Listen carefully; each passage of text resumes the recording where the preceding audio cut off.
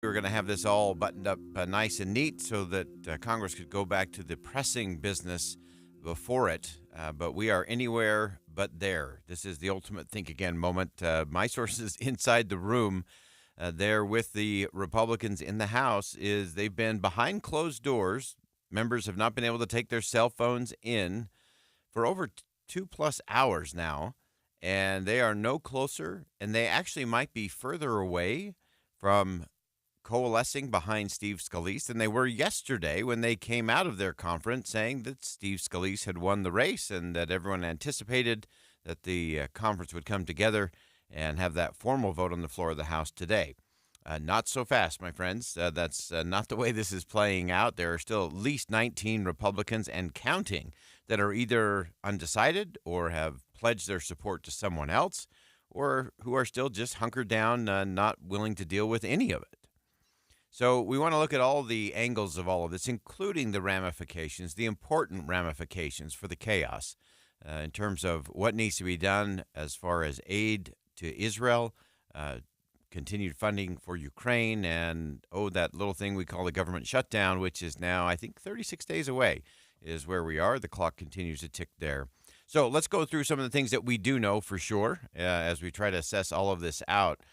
First, Representative Michael McCaul, a Republican from Texas, he actually spoke to Reuters this morning before entering that House Republican meeting, saying that it was absolutely crucial and vital that they pick a speaker so they can get on to providing some help and assistance to Israel. Our adversaries are watching this, and Israel is watching. They need our help. I have my resolution condemning Hamas, supporting Israel. We can't even vote on that until we put a speaker in the chair. And I'm going to remind my colleagues about how dangerous this is. Israel's going to need an aid package. I've been having discussions with the White House about that. But if we don't have a speaker, we can't assist Israel in this great time of need after this terrorist attack. So I think we're playing with fire, and we need to stop playing games in politics with this and vote a speaker in. So again, that was Representative Mike McCaul from Texas describing that, one, the world is watching, and there's no doubt about that. The world is watching, and not just our allies like Israel and Ukraine. Our enemies are also watching very closely to see if they can actually get their act together and what that means for them. If you don't think that Vladimir Putin's tuning in to see the chaos, if you don't think that President Xi in China isn't taking note and calculating what would happen as it relates to Taiwan, those are all things that are going on all around the world. And meanwhile, we're still without a Speaker of the House. Not too long ago, Representative Ken Buck from Colorado, who actually voted present in the caucus meeting yesterday. So he did not vote for Jim Jordan or Steve Scalise. He voted present, again, keeping his cards pretty close to the vest there. He said he has 3 questions he needs answered before he can actually cast a vote for Steve Scalise. I have 3 issues that I want to know about. I asked last night, will you unequivocally and publicly state that the 2020 presidential election was not stolen? He didn't answer that question very clearly, and Jim Jordan didn't answer that question very clearly. The second issue I have is what is the spending number that we're all going to agree on? It doesn't have to be my number, but I think if we're going to go and move forward with appropriations bills, we need to know what that number is. And the third question I had is, will you put Ukraine funding on the floor? I understand that he wants to see a plan from President Biden, but even if the plan doesn't meet his expectations, will he put the vote on the floor so the rest of us can vote on that issue? So those may be the best questions I've heard from a member of Congress coming out of those meetings to say, look, I got 3 really important things I want to know about for the people that I represent. So again, for Ken Buck, those questions were, can you state unequivocally that you believe that the 2020 election was not stolen? What's the spending number that everyone's going to agree on in terms of funding the government? Get to a specific number, and then will the speaker put the Ukraine funding issue on the floor, whether he agrees with it or not. And that's always the challenge for the Speaker of the House. Their job is to move things through, get things to the floor. And so sometimes you have to put your own agenda or bias aside and do that. So I think those are 3 pretty legitimate questions from Ken Buck, who I often disagree with, but I think got it right on that in terms of, hey, we're going to choose a Speaker of the House. Here's 3 things that I would like to know.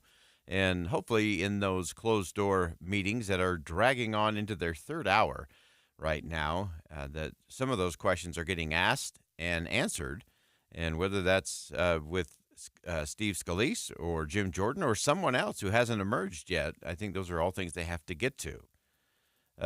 Also, Ken Buck said one other thing that I think is also important, talking about what he would do, again, acknowledging that he voted present in their closed-door meeting yesterday, did not commit to either of the candidates for Speaker of the House. He was asked what would happen if it was really close on the floor of the House. What would he do? I am not going to be the last vote against Steve Scalise. I'm not ready to support right now because I want to get a few more But answers. if he was at 216, you would vote for him. I would vote for him. So saying, look, if he's gotten that close, if he's gotten the vast majority of the conference, he's not going to be the final holdout to prevent preventing Steve Scalise from taking that gavel. So that's an interesting component to all of this. I spoke with Congressman John Curtis yesterday. Important. This was yesterday's conversation about the support for Steve Scalise and who Jim Jordan and Matt Gaetz had agreed to vote for. Here's how he described it. Well, those are two very, very, very important statements from Jim and from Matt, and I hope the others will follow because the conference has spoken. That is our pick. And as you've heard me talk about, the minnow effect, the majority in name only, if we can't come together and pick a speaker, we might as well not be in the majority. And so I hope that others will follow. I certainly know the mood in the conference was that the vast majority, whether it was Jim Jordan or Steve Scalise, were willing to follow whoever the team picked and move their vote over. And that was my posture as well. I think people felt like both of them were qualified to lead us. So whoever got the majority of the votes, the others were ready to fall behind. But we need literally everybody to fall behind. Maybe one or two we can lose, but we need literally everybody to fall behind. Really strong words there from Representative John Curtis yesterday, saying, look, we need to unite, coalesce, and move forward. He talked about many in that meeting yesterday said that they would fall in line with the person who had been chosen, which was Steve Scalise. And clearly that is not how it's actually playing out today. And I think as Representative Curtis said, look, if we are going to be minnows, so that's the new term of the day for you, minnows, majority in name only, that they might as well not be in the majority if you can only be in the majority in name only. You actually have to be able to govern. You actually have to be able to lead. And we'll continue to follow this as it continues to undulate along very, very slowly in our nation's capital. But we do need to get to a Speaker of the House so the business of the people can actually move forward.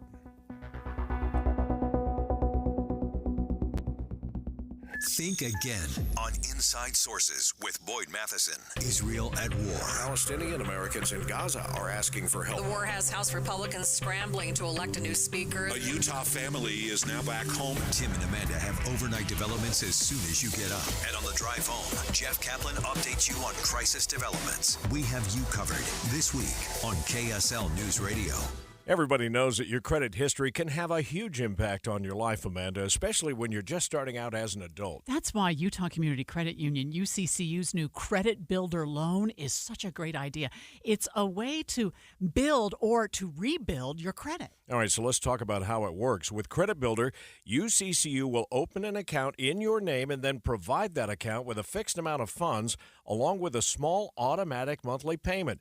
And as your automatic payments are made over time, of course, your credit builds, proving you're a responsible borrower and raising your credit score. And that credit score is just so important because it determines the interest rates you'll get, higher credit limits, better loan terms because of your credit score. And by the way, if you have kids in high school, open a Credit Builder loan in their name, and that way they're going to graduate from high school with a good credit score of their own. It's called the Credit Builder Loan from Utah Community Credit Union, UCCU. Just call or text UCCU or stop by any branch and start building your credit today. UCCU, you're going to love where you bank. Tim Jr. here from RGS Exteriors to tell you about our 10-year everything guarantee. Most contractors spout off having great warranties that last forever. But those warranties are always, and I do mean always, riddled with loopholes, exception, fine print, and nonsense. At RGS Exteriors, we cover everything: parts, labor, material, Everything and anything for 10 full years. There's no cost to you whatsoever. No hoops to jump through, no exceptions. Yes, the products we sell, like James Hardie Siding, our windows, gutter covers, come with a 25 to 50-year manufacturer's warranty, just like everybody else. But the truth is, the products almost never fail. It's always the labor and material which is never covered, so you're stuck paying for service calls. For peace of mind, call RGS Exteriors. You'll sleep easy for 10 full years. 801-280-3110 or visit us at rgsutah.com. That's 801-280-3110 or online rgsutah.com. Gutters, siding, windows, and all exteriors with the 10-year everything guarantee. Do you ever feel like your brain is getting in its own way? Like, you know what you should do and what's the best thing for you, but you just can't do it. BetterHelp can help you figure out what's holding you back. BetterHelp is entirely online therapy that offers video, phone, or even live chat online therapy sessions. BetterHelp is designed to be convenient, flexible, and suited to your schedule. Just fill out a brief questionnaire to get matched with a licensed therapist, and you can also switch therapists at any time for no additional charge. BetterHelp Therapy empowers you to be the best version of yourself. It's helpful in learning positive coping skills and how to set boundaries. If you're thinking of starting therapy, give BetterHelp online therapy a try. Start working for yourself instead of against yourself. Make your brain your friend with BetterHelp. Get 10% off your first month at betterhelp.com/Salt Lake. That's betterhelp.com/Salt Lake. Happy 62nd birthday, Granddad. Thanks, sweetheart. I got you this. A mug. Oh, thank you. What does it say? Beware, if you are 60 or older, you may be at increased risk of hospitalization from RSV, respiratory syncytial virus, compared to adults younger than 60. Not all dangers come with warning labels. Talk to your pharmacist or doctor about getting vaccinated against RSV today. Learn more at bewareofrsv.com. Brought to you by Pfizer. Advanced Window Products. Affordable windows from their factory to your front door in 8 weeks. Guaranteed. 801-850-9100 or advancedwindowsusa.com. With the three things you need to know this hour, I'm Dan Bomas. First, safety for teens in their cars and on their bikes, the focus of a gathering this morning. Second, it's possible clouds could get in the way of the annular solar eclipse this weekend. And third, the death toll continues to climb in the fighting between Israel and Hamas, now well over 2,000. Right now, 45 degrees with a light drizzle in Salt Lake, and back to Inside Sources on KSL News Radio. Get deeper insights on the news from Inside Sources.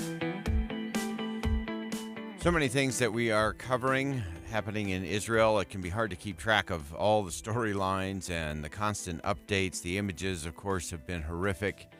The accounts have just been tragic. And there's so many things that we need to look at and look to as we try to figure out what is the path forward and how do we keep our eyes on the things that actually matter most. Someone we always turn to help us get beyond or to help us think about things maybe we weren't thinking about is Olivier Knox, of course, national political correspondent, anchor of the Daily 202 for the Washington Post. Olivier, welcome back to the show. Thank you very much. So many things going on, and you identified today in the Daily 202 some of those things that are just under the surface that are so easy to just skim right on past that could have a real impact in terms of how this progresses.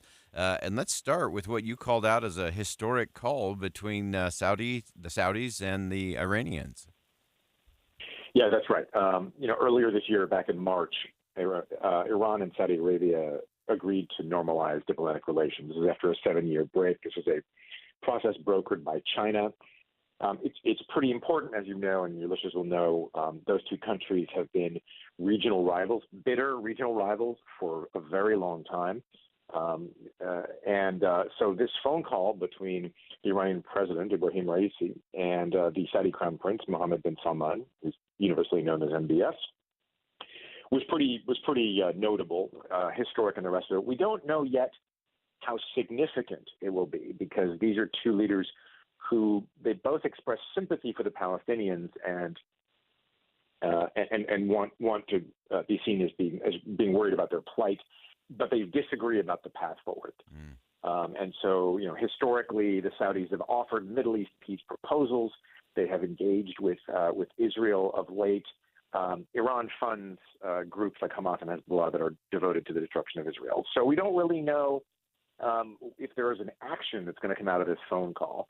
But it was still a pretty notable moment of diplomacy. Yeah, and the interconnectedness of all of that is just so fascinating. Of course, China plays into that as well in terms of some of the things they've been trying to do. Give us a sense of that in the region. Yeah, the Chinese piece of this is interesting. They do have some sway with Iran. They buy a lot of Iranian oil, including on the black market. And so they do have some influence there. One of the hostages that Hamas took back to Gaza is a Chinese-born Israeli woman, so they do have something of an interest in what's going on that level as well. What we're really watching from them is getting Iran to keep Hezbollah out of the conflict. You know, one of the big nightmares for policymakers in places like the United States, Europe, and Israel is the idea that Hezbollah might open a front on the northern side of Israel, turning this from a very, very violent conflict between Israel and Hamas into a more regional war, one that could actually pull in the United States, since the White House says the reason President Biden has parked an aircraft carrier strike group in the Eastern Mediterranean is to deter Hezbollah, Iran, and Syria.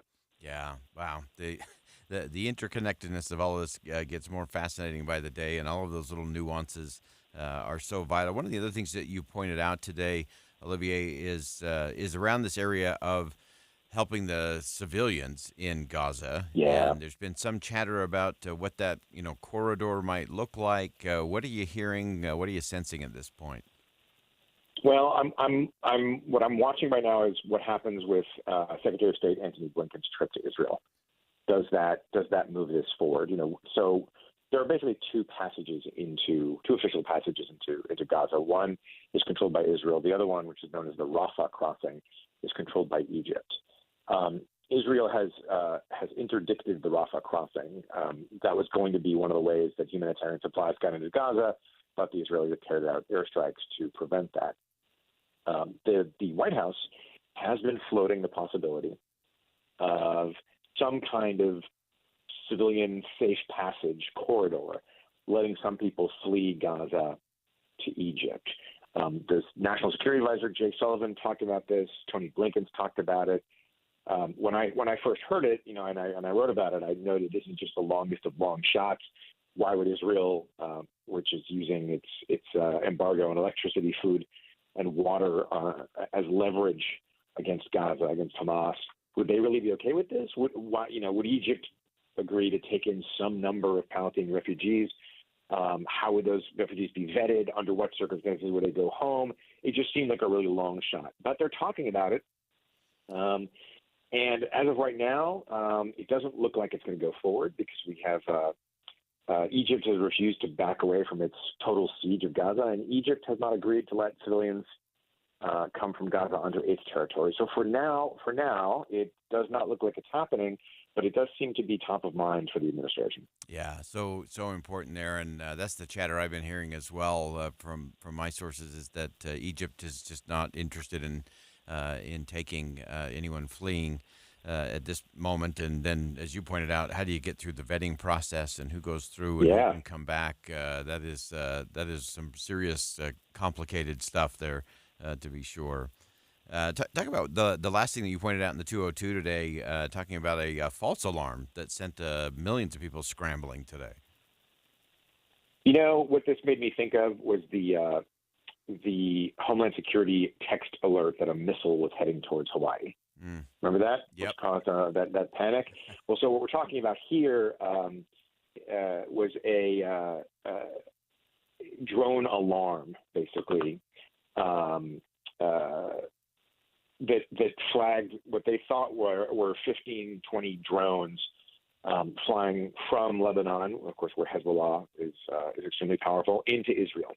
It sent millions of people in northern Israel to their shelters, and it turned out to be a false alarm. So the Israeli Defense Forces now are looking into this, trying to figure out whether it was a technical glitch or human error. But basically, for 90 minutes, more than 2 million Israelis were in their shelters expecting some kind of new attack this one from the north, and it turned out just to be a false alarm. Well, and that is something that Israelis deal with on such a regular basis. I remember talking to a friend who had lived in Israel extensively, and just that she was crossing the street one day here in the U.S., and, that beeping sound goes that it's safe to cross, and she looked up and, saw that countdown clock go on the crosswalk, and, immediate flashback to Israel, and you hear those sirens, you hear those warnings, and you only have so much time to get into that shelter, to get into that bunker area that's safe. And I think that's hard for us here in the U.S. to fathom, what kind of panic and what kind of angst and anxiety that produces, and to have, millions of Israelis thinking that, something was headed their way, again, just kind of underscores just how exhausted the people there must be. Anyway, great. Yeah, the national trauma there is really intense. The Americans who I think can relate the most are probably American public school students who are taught on the regular now how to handle an active shooter. That is a great point. It is. It's probably our kids who probably have the most empathy for that as well. Anything else on the horizon that you're watching for, Olivier, as we kind of enter this next little phase of all of this? Well, as I said, let's see what Tony Blinken gets from his visit. It's been really amazing to watch the Israeli response to the Biden response. Tony Blinken today was getting hugged by tearful Israelis thanking him for American support. There's been an outpouring of appreciation for President Biden's speech about Israel the other night, which was, in my opinion, probably the most pro-Israel speech a sitting president has given since 1948. Yep. And you will have noted that Biden's scheduled time for the speech was 1 p.m. America time, which is 8 p.m. aka prime time, Israel time. In case you were wondering who the main audience was for that. But so I'm watching to see whether our Congress, whether House Republicans get their act together and pick a speaker. I'm watching to see what Tony Blinken gets. And along with the Biden administration, I'm very worried about the hostages and about the possibility that this turns into a regional war. Yeah. Fabulous perspective as always, Olivier Knox. And I totally agree with you on the president. I think the timing was right. I thought the message was right. As you said, it's probably the strongest in half a century. And the audience was not those of us who always are watching on C-SPAN. That's right. Great stuff. Olivier, thanks for carving out time for us. I know this has been a crazy week for you, but we always appreciate your perspective and helping us get beyond just the headlines. Thanks for joining us today. Always a pleasure, man. All right. Again, that's Olivier Knox, national political correspondent, anchor of the Daily 202 for the Washington Post. It's a great place to get some great perspective beyond the headlines. Check that out. We'll step aside. Bottom of the hour news. More inside sources coming up next.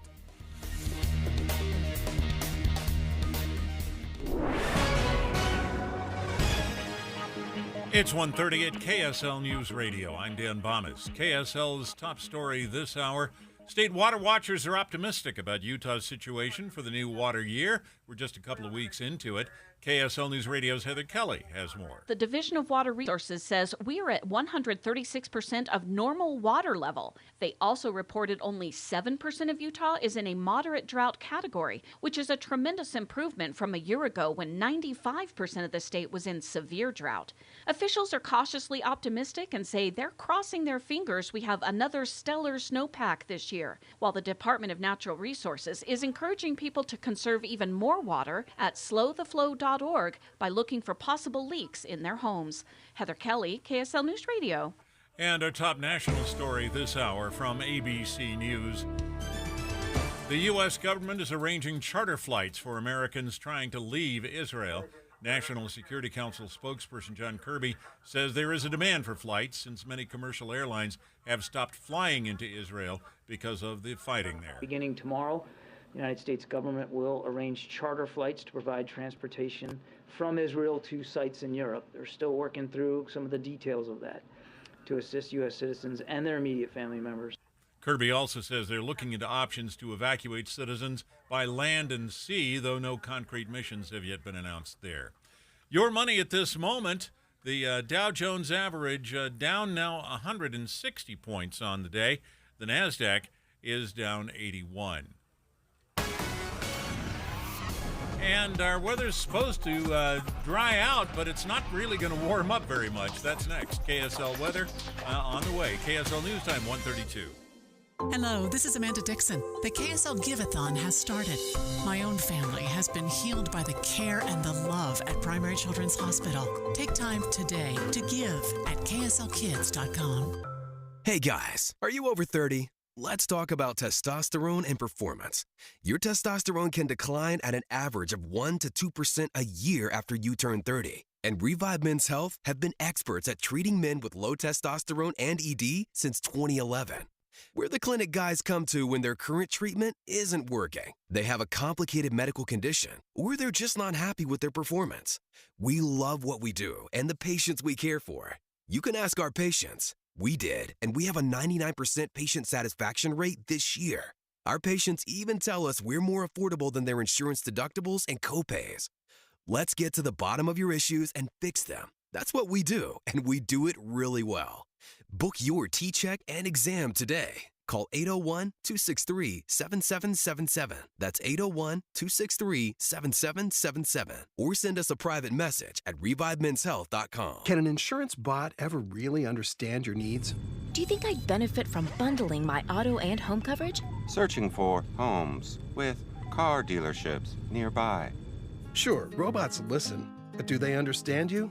At Farm Bureau Financial Services, we'll help you save money and time by bundling your auto and home insurance. Find an agent at fbfs.com/protect. It's your future. Let's protect it.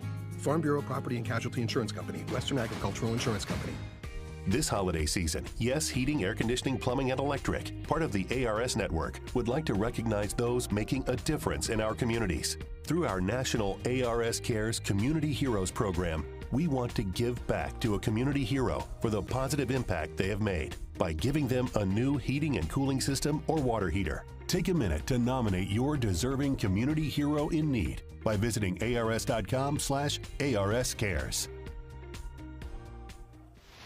Traffic and weather together, brought to you by Granite Credit Union's new Dividend Plus checking account. Here's Josh Kitchen. In the Bluffdale Draper area, we still have a crash blocking part of the on-ramp at 146 South to northbound I-15. Crews are working and blocking a right lane as you take that on-ramp. Join the Utah Symphony for the greatest classical hits from the 1700s to today. Tickets start at $21. Get yours today at utahsymphony.org. I'm Josh Kitchen in the KSL Traffic Center. KSL weather, it'll be cold tonight as we dry out from the rain. Our lows will be about 38 degrees, and tomorrow, though, sunny, a high of 62, reaching 70 by Sunday. And right now, we're at 45 degrees with light rain. I'm Dan Bomas, KSL News Radio, 102.7 FM, 1160 AM, and KSLNewsRadio.com, Utah's news, traffic, and weather station. Inside Sources. Inside Sources.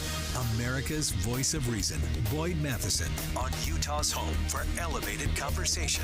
Inside Sources on KSL News Radio. Well, the news continues to develop regarding the war in Israel as the Israeli Defense Forces are preparing for a ground invasion of Gaza, gathering there to the south. Diplomats are working around the clock to prevent spreading conflict that could escalate and envelop the entire region. The leading diplomatic work, of course, from America's perspective, is the senior diplomat, Secretary of State Antony Blinken, who arrived in Israel yesterday, has had a number of personal moments with Israeli citizens. He also had a joint press conference earlier today with Prime Minister Benjamin Netanyahu. I want to break that down just a little bit because I think there's some important context there that we often miss as we kind of scour and skim past the headlines. So as he began that press conference with Secretary Blinken and Prime Minister Netanyahu, the Israeli Prime Minister suggested that Hamas must be treated the same way that ISIS was treated. President Biden was absolutely correct in calling this sheer evil. Hamas is ISIS. And just as ISIS was crushed, so too will Hamas be crushed. And Hamas should be treated exactly the way ISIS was treated. They should be spit out from the community of nations. No leader should meet them. No country should harbor them. And those that do should be sanctioned. Very strong words there from Prime Minister Benjamin Netanyahu today. Again, this was a joint press conference with Secretary of State Antony Blinken. And clearly, I think Prime Minister Netanyahu, in his description, describing it as sheer evil, the way President Biden had just the day before. Hamas, he compared to ISIS, needed to be crushed the same way that ISIS had been. And then I thought this was interesting. Netanyahu went on to say that no one should meet with them or give them safe harbor, and anyone who does should be sanctioned. And those are very high stakes. Those are very strong words from Benjamin Netanyahu. After his meeting with the Prime Minister, Secretary Blinken held his own press conference, took questions from reporters for an extended time. He spoke about the effect these attacks have had on the nation of Israel since he arrived there. I think what it's done is united a country in profound grief, but also united a country in resolve. It's imperative that the rest of us share that resolve. I said this earlier. This is a moment for moral clarity. We're going to come back to that idea of moral clarity. Secretary Blinken used this several times today. Others have started to pick up on this in terms of a defining lens through which we should view this kind of atrocity. So we'll come back to that. Secretary Blinken gave an overview of the work he'll be doing in the coming days while he's on the ground there in Israel and the goals that Israel and the U.S. wish to achieve together. From here, I'll go on to Jordan, where I'll meet with His Majesty King Abdullah and with Palestinian Authority President Abbas. And then over the coming days, we'll visit with leaders in Saudi Arabia, the United Arab Emirates, Egypt, and Qatar. Across each of these engagements, we'll continue pressing countries to help prevent the conflict from spreading, to use their leverage with Hamas, to immediately and unconditionally release the hostages. We'll also discuss how we can continue to make real our affirmative vision for a region that's more peaceful, more prosperous, more secure, more integrated. And in fact, that is the choice. And the choice in some ways has been made even more stark by the actions of Hamas on Saturday. Very stark choices in terms of the path moving forward. Hostages need to be released. That's clearly priority 1, 2, and 3, I believe, for Secretary of State Blinken, especially those Americans being held hostage.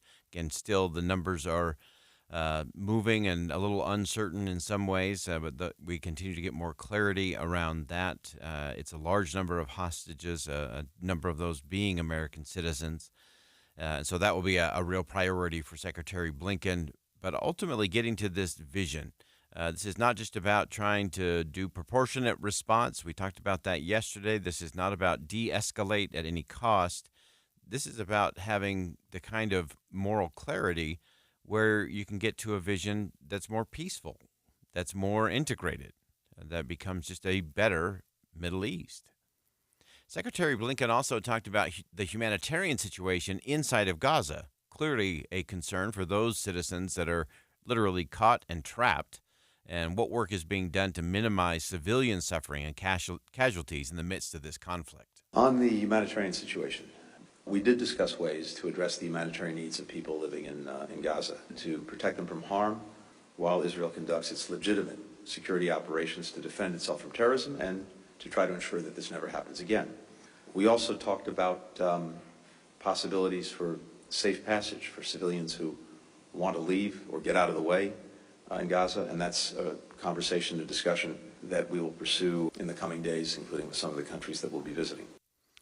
And the possibility of that corridor for citizens for humanitarian purposes is a tough one. If you missed our last segment, we had Olivier Knox join us from the Washington Post, and both of us kind of compared notes in terms of our sources, what we're hearing as it relates to that corridor, and it is a long shot at best because it requires so many things to happen, including the country of Egypt being willing to receive those refugees into their land. You also have the Israelis who are controlling that border crossing and that possibility of going that direction. And then you have all of the security components to that. Clearly, Hamas had infiltrated the ability of citizens to go in and out of Israel to work. Israel had allowed more permits to be issued to Palestinians to come across the border and work in that country, provide for their families. And clearly Hamas was able to infiltrate that. So if you're talking about a humanitarian border with refugees pouring across, how do you vet them? How do you screen them? How do you make sure it doesn't become a passageway back and forth for Hamas? And so that one's going to be very complicated. The Secretary of State has his work cut out in that one, to be sure.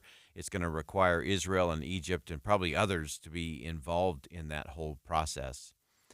Also, as we went through the press conference with Secretary Blinken, he listed one of the possible motives of the attack, which was to prevent relations from being normalized with Saudi Arabia and other nations in the Middle East. This was really compelling. We've been engaged, as you know, in trying to support and advance the possibility of normalization between Israel and Saudi Arabia and other countries that do not yet have normalized relations with Israel, and something that would have a profound effect on the region, a region that's been in turmoil for so many decades, that through normalization, through greater integration, then has a path to much greater stability, much greater peace, much greater opportunity for everyone in the region. Now, who opposes normalization? Hamas, Hezbollah, Iran. I think that speaks volumes as well. That's a really important set of statements right there from Secretary of State Antony Blinken, again, on the ground in Israel, had just met with Prime Minister Benjamin Netanyahu, and talking about the fact that one of the motivations for this attack from Hamas is the progress that's been made between different nations and Israel, that having more normalized relationships with Saudi Arabia and Israel, all of that is bad for Hamas, it's bad for Iran, it's bad for Hezbollah. So they clearly oppose that kind of path to peace. And so that's going to be something that, of course, everyone's going to continue to keep an eye on in terms of who participates. Does that lead to escalation? Does Hezbollah begin to launch attacks from the north, making it really a two-front war for Israel? What does that mean? A lot of these relationships that we're just starting to get some solid footing are going to be stress tested in a major way in the coming days. And then finally, I don't want to miss out on this. Just about an hour ago, John Kirby, giving an update during the White House press briefing, updated some of the numbers in terms of Americans killed in the conflict, and those still remain missing. We can now update the number of Americans that we know have been killed to 27, and the number of unaccounted for stands today at 14. And by unaccounted for, we mean that. We don't know where they are. And so we'll continue to monitor those numbers as well. Again, 27 have been officially pronounced dead or killed, 14 missing. Some of those we suspect are being held as hostages by Hamas inside of Gaza. So that's an update, again, beyond just all of the headlines. I think there were some important messages in there from the Secretary of State doing really big work on the ground in Israel. We'll be in and around the region, meeting with key allies and partners, trying to forge and create those pathways to peace in the midst of all of the horror and all of the things that we have seen unfolding since Saturday afternoon. All right, we'll go ahead and step aside for a quick break. And when we come back, we're going to get a real bird's eye view and take a look at what is happening on the ground. We're going to have a conversation with Lawrence Lobb, the Cantor Emeritus at Kol Ami, who is in Israel. We'll talk about that and our conversation with him from inside of Israel coming up next on KSL News Radio. What brings a child joy? Her name's Opie. She's a cat. The familiar comforts. My clothes. All my friends. My little sister. When I see other people and they're happy, it kind of makes me happy. Primary Children's Hospital offers that kind of contentment for sick and injured kids, providing life-saving treatment, financial aid, and hope. It helps to be positive. Your support matters. Become a smile maker today at kslkids.com. I know you've probably played the game. I played it for years. What if? What if I actually lost all that weight I've been carrying around? What if my clothes fit a little better? What if I had a little more energy to spend time with the kids or the grandkids or to do the activities that I love? Well, it's time for you to take your what if and make it what is. You can do that with SOTA Weight Loss. SOTA stands for state-of-the-art weight loss because it is. It's state-of-the-art, and it makes what is really exciting. It's such a simple plan and process to follow. You're never alone. You have your own coach and nutritionist to help you along the way. You're checking in. You're making sure your body's getting the right nutrients and the things that it needs for fuel so that you feel good, you look good, and you have the energy to do all the things that you want. Thousands have been doing this across the country. You can do it as well. So make your what if what is. For me, it was 37 pounds down. I'm still there almost 2 years into it. You can do it as well. Check it out at sotaweightloss.com, SOTAweightloss.com. When it comes to making plans, you are the best. What about those round trips that you plan in advance, which are perfect on your way there and perfect on your way back? Or those meetings with friends for which you make a group chat 3 months before so that nobody or anything is missing. Or your daughter's first birthday party. You planned it with such dedication that instead of the first, it felt like our 15s. The same way you plan each detail for those moments. Start planning to protect you and your loved ones from a natural disaster. Sign up for local weather and emergency alerts. Prepare an emergency kit, and make a family communications plan. Protecting your family is the best plan you can make. Get started at ready.gov/plan. Brought to you by FEMA and the Ad Council. KSL has your tickets for Taylor. We're filling a megaplex theater full of Swifties, and we want you there. Listen for the keyword weekdays at 8:45, 11:45, and 3:45. Then text it to 57500 for your chance to win. Want a reminder? Text the word Taylor to 57500 and we'll alert you when the contest is about to start. Details and more chances to win at KSLNewsRadio.com. With the three things you need to know this hour, I'm Dan Bomas. First, Utah's state water watchers say we're in great shape as the new water year begins, a dramatic contrast to the situation just a year ago. Second, there was a winning ticket sold for the $1.7 billion Powerball drawing last night. It was sold in California. And third, the U.S. government is arranging charter flights from Israel to help Americans who want to leave because of the fighting. Right now, 45 degrees with light rain in Salt Lake City. And back to Inside Sources on KSL News Radio. Hear elevated conversation on crucial issues. Boyd Matheson on Inside Sources. Utah has a lot of connections, of course, to the state of Israel. Many Jewish Utahns have family there. The community is so tight-knit. Many are grieving the loss of friends and family and neighbors and acquaintances to the Hamas attack. And we want to go inside into the neighborhoods and into the communities inside of Israel to get a look at what is actually happening. I think there is so much devastation. There's so much exhaustion. And yet there's so much inspiration coming out of that as well. Lawrence Lobb is Cantor Emeritus at Kolami and Associate Professor Emeritus of Anthropology at the University of Utah. And he was very kind. He spoke with us just a little bit earlier today from inside of Israel. And I asked Lawrence to give us a lay of the land. What is it that he is feeling? What is he sensing in the communities within Israel today? Well, there's a tremendous amount of sadness over the atrocities that have been committed. Every day there are funerals of mostly of young people, girls and boys in their 20s, who were innocent civilians, and whole families were wiped out. It was a massacre of tremendous proportions. So on the one hand, there's ongoing funerals and sadness, but on the other hand, there's a determination that this will be dealt with appropriately. And there's a tremendous spirit of volunteerism here. The villages on the border of Gaza that were wiped out and some of them totally destroyed and put to fire, those that escaped need to be housed, and they're being housed in hotels all over the country. People are giving up apartments to them. Food and supplies are being volunteered. There are phone trees to make sure that if there's anything needed, people needed, rides needed, food or materials need to be dispatched to a certain place.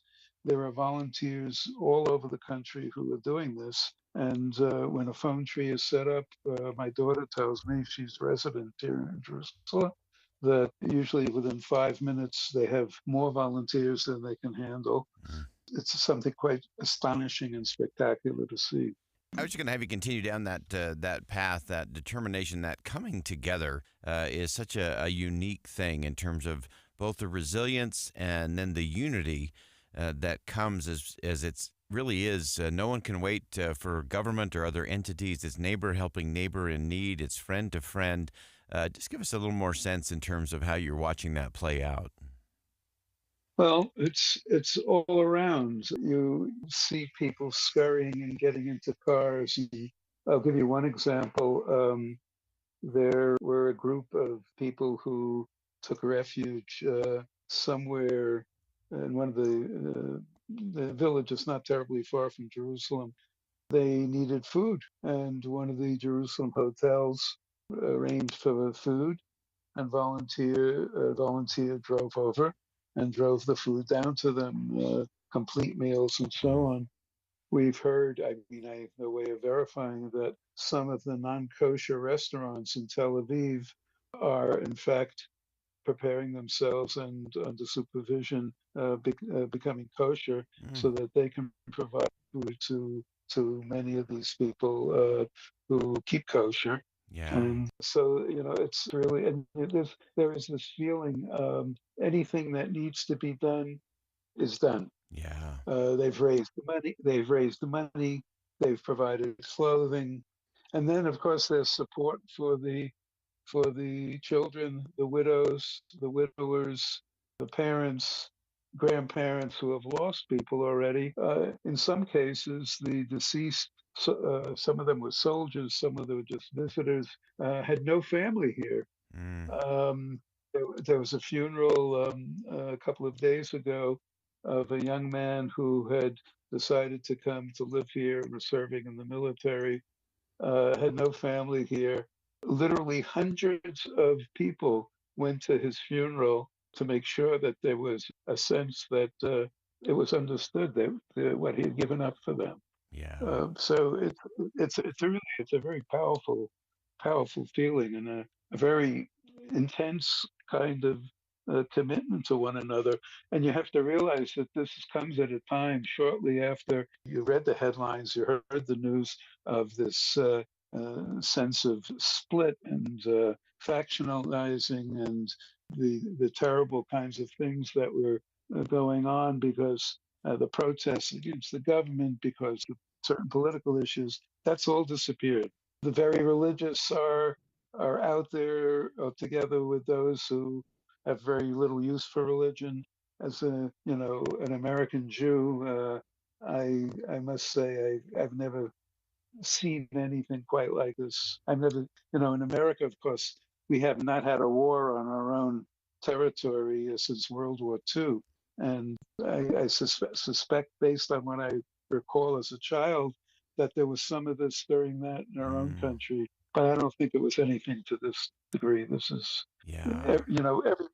everybody knows somebody who lost somebody. Yeah. And that too is a very powerful motivator. Yeah, no question about that. And in fact, I wanted to ask you about how things had shifted from the protests with some of the things that were happening from the Netanyahu government in terms of the judiciary that had fostered so many of those large protests all across the country.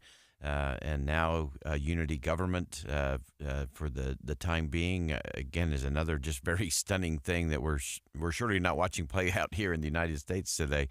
But just give us some sense of that. I think it's this, side by side, shoulder to shoulder, serving and helping, and also that the point you mentioned, Lawrence, in terms of mourning together, of weeping together. There's something incredibly uniting in all of that.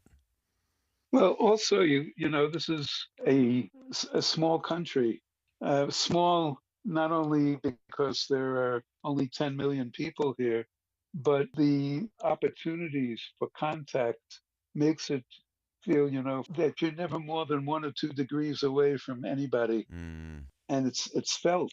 Yeah. I mean, if you don't know the person personally, you know somebody who does. There was a very sad funeral yesterday of a young man who was a native Israeli who had married an American girl here. She had come and they fell in love, got married 6 months ago, and he's gone. And the support for her is enormous, and she happened to be a good friend of one of my granddaughters. And it's very, very difficult. So they are managing. This is something they have to deal with. This is not the first time these kinds of things have happened in Israel, but it's never anything has been as extensive because there have been wars. Soldiers have died, but never has there been anything like this massive killing of civilians and atrocities against them, and kidnapping of children and mothers, and murdering whole families, executing them. It's unreal, and this is a shock. The response has been, we will persist, and we will manage, and we will survive, and those who perpetrated this are going to feel our wrath. Well, such great perspective, and it just shows the humanity, the resilience, the things that can happen even in the midst of such horrible atrocities. Lawrence Loeb, thank you so much for joining us live from Israel today. Stay safe. And I had one more thing before you go. Please. I have to say that one of the things, of course, is that the economy has come to an almost standstill because there aren't people around. People are staying close to their homes and to their shelters. The streets of Jerusalem are relatively empty.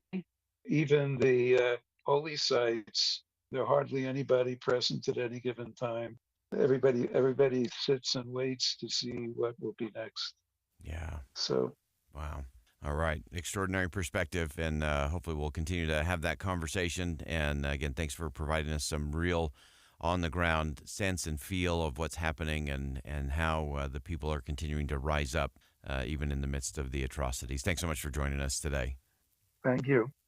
And Lawrence Loeb, Cantor Emeritus at Colony from inside of Israel. Special thanks for his human perspective and the resilience of the human spirit. We'll be back. More Inside Sources coming up next.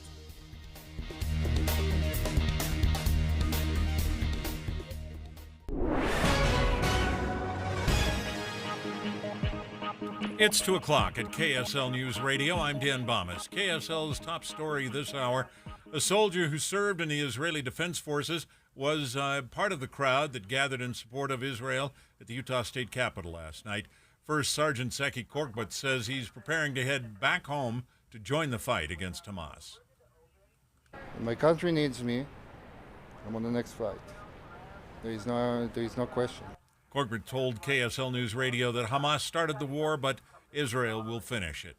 Iran's years-long support for Hamas has now cost that country $6 billion in humanitarian aid, at least for now. ABC's Andy Field explains why from Washington. That's $6 billion in frozen Iranian oil money delivered to Qatar, only to hold and spend on food, shelter, and medical aid to Iranian citizens. Now Qatar has agreed to freeze the money again. It's still sitting in the Qatari bank, all of it. National Security spokesman John Kirby saying even though they don't see evidence Iran helped plan the Hamas attack, he insists that country is complicit in supporting Hamas for years. Andy Field, ABC News, Washington. Your money at this moment. The Dow Jones average, as we approach the close of trading today, down 173 points. NASDAQ down 85 points. And we should be done with the rain by tonight. That's next. KSL News Time 2:01. KSL FM Midvale, KSL Salt Lake City. Hi, Tim Hughes. We all know what it means to have a child in pain or with an injury looking to you for help. Please give right now to the KSL Give-a-thon at kslkids.com. You were supposed to get a colonoscopy, but stuff came up. Well, we did have to pick up the twins from practice. You said you'd get it taken care of, but stuff. But then we had to go across town to get my father-in-law. And grab dinner. But if you were 45 and older, it's time to get checked. It's the best way to prevent colon cancer, and there are multiple screening options available. But then... Don't let stuff get in the way of your screening. Visit the Colorectal Cancer Alliance at ccalliance.org or call 877-422-2030. All right, Mittens. This is going to be fine. Please don't panic. Okay, here we go. One paw at a time. No. Some things are best left to the experts, like furnace inspections. Schedule one with a certified heating contractor to make sure your furnace is running safely and efficiently for winter. A reminder from Dominion Energy. Hey, this is Hans Olsen. There's a reason that more Utahns, including myself, are members of America First Credit Union. It's because we love being a part of a winning team. I opened my first business account with America First Credit Union going back 13 years ago. I've opened 4 accounts for each one of my children. I opened up my last business account with America First Credit Union because I know they're going to treat me and my family fairly. It's no wonder that Forbes magazine named America First to their 2023 Utah Best in State Credit Unions and their 2023 Utah Best in State Employers list. The only credit union in Utah to receive both awards. If you've got financial questions and needs, America First Credit Union has the answers. So come join me and thousands of others at Forbes Magazine's 2023 Utah Best in State Credit Union and Employer. Visit AmericaFirst.com or stop by your local branch. It's great to be on the winning team. Federally insured by NCUA. When making important life decisions about your financial future or insurance needs, it's important to work with people you trust. That's why at Farm Bureau Financial Services, we don't rely on algorithms, bots, or auto-generated answers. We get to know you so we can help you get the right coverage and make smart financial decisions. We're the people who provide insurance and financial planning all in one place. Find a Farm Bureau agent or advisor at fbfs.com/protect. It's your future. Let's protect it. Traffic and weather together brought to you by Granite Credit Union's new Dividend Plus checking account. Here's Josh Kitchen. We have a crash in Davis County. That's on the southbound I-15 off-ramp onto westbound I-215. Emergency crews look to have the left lane blocked as you take that exit. With over 30-plus specialties and multiple locations across Utah, Revere has you covered for all your health needs. Revere Health, your partner in health, your partner for life, online at reverehealth.com. I'm Josh Kitchen in the KSL Traffic Center.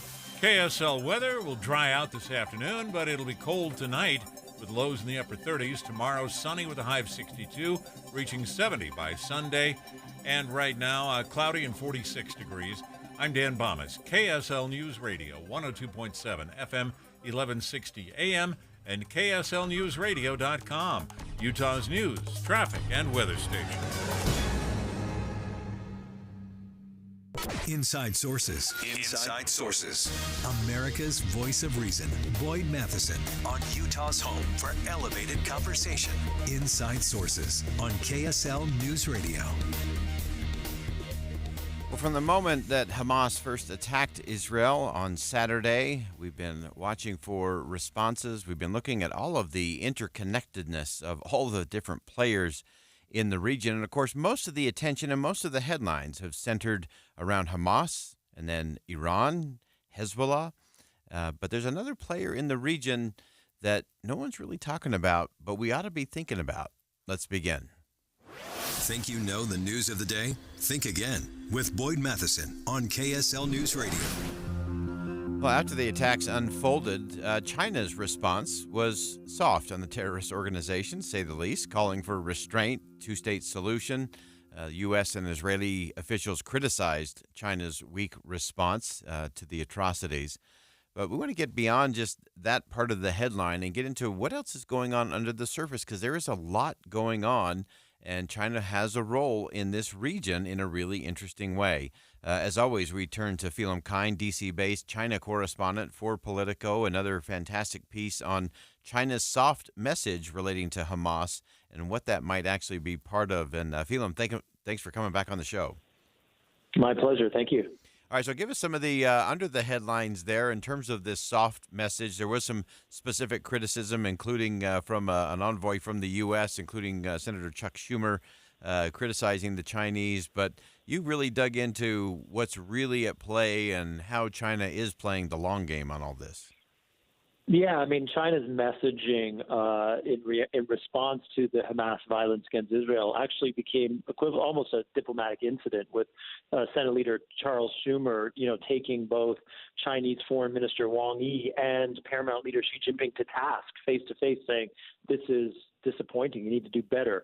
And they have tightened or expanded their messaging to a certain extent and expressed more concern about innocent victims of the violence. But, digging down a little bit, this type of messaging shows how China is trying to walk this tightrope between conveying its interest and its concern about violence in the Middle East and beyond, but also trying to position itself as a U.S. alternate peacemaker and even a country that can offer a different type of global governance structure to that of the current U.S.-dominated system. So we kind of see hints at how the government of China, how Paramount Leader Xi Jinping is seeking to sort of pitch China as an alternate player that can resolve these types of conflicts and potentially prevent them.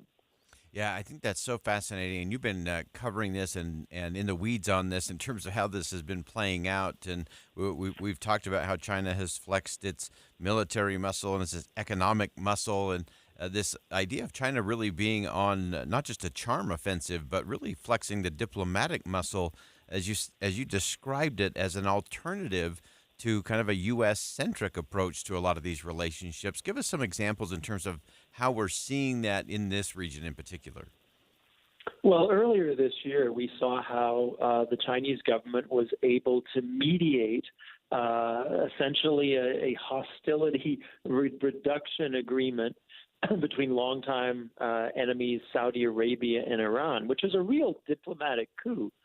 And they turned on that, and then China was very quickly offering to mediate some type of peace resolution between Israel and the Palestinians, which of course is this holy grail of global democracy, global diplomacy, which has eluded multiple U.S. administrations over the years.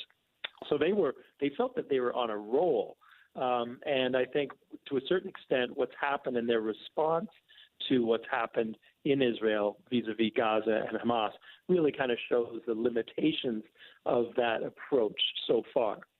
Yeah, and as you look at that and as we unpack that a little bit in terms of how Beijing has really been positioning itself and painting this region, they've also used this as a way to reach out to other parts of the world as well. We know their kind of their roads and bridges and infrastructure, and then their technology and economic pieces. But where else are they flexing this same kind of influence, or attempting to anyway, around the world? Well, I mean, you mentioned that, China has, if you look and take seriously, what they say and the programs are rolling out, they have a plan for new and Beijing-centric global governance. And, it centers around strands like the Belt and Road Initiative, which is this global infrastructure development program, which has channeled like $1 trillion into developing countries building bridges, highways, power plants across the developing world. And it's matching that with things that they call, like, for example, something called the Global Development Initiative, the Global Security Initiative. Bit by bit, China is rolling out these pieces of what they say can kind of amount to a new way of governing the world, a new type of global governance. And it gives them influence in places like the United Nations, and it appeals to a whole swath of what we can call the global south, the developing world, Latin America, Africa, and the Middle East, where there is certain amount of antipathy or at least frustration with the way the current international system, which they associate with U.S. dominance, has played out diplomatically, economically, and security-wise. Yeah, that is such an important thing to make sure everyone keeps on the radar, because that can just lead to so many different components. There is some element of risk for China in this. You pointed this out in your piece, Phelim, that alienating Israel, there is some risk for China in all of that as well. Yeah, I mean, China has a long and very lucrative trade and economic relationship with Israel. It depends on Israel for imports of massive amounts of semiconductors, of chips.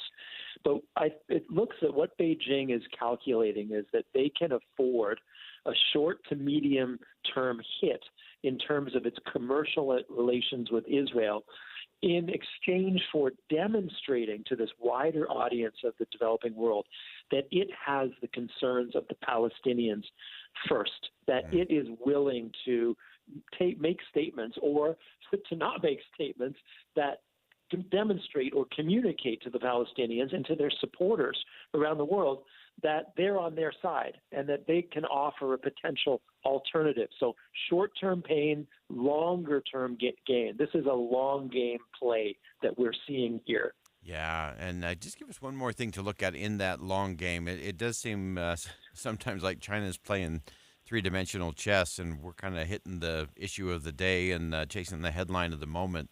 But what's something else on that radar that we ought to be watching for as it relates to China's long game strategy?